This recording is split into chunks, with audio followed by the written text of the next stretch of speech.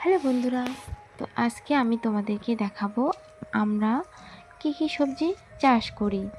তো এইদিকে আমি সবজি তুলতে চলে আসছি। তো তারপর আমি ছোট্ট একটা ভিডিও করে নিলাম।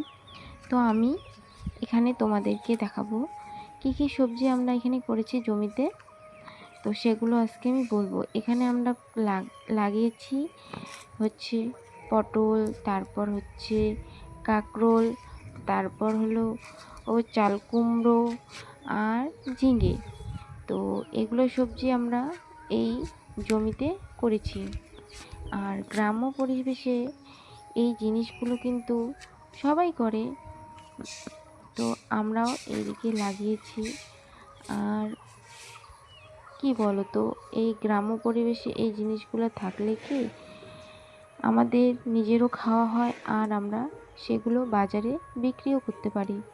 তারপর আমি এদিকে সবজি তুলতেছিলাম, কারণ আমি সেগুলো রাত্রেবেলা রান্না করব। তার জন্য এই যে ঝুড়ির মধ্যে সবজি তুলছিলাম।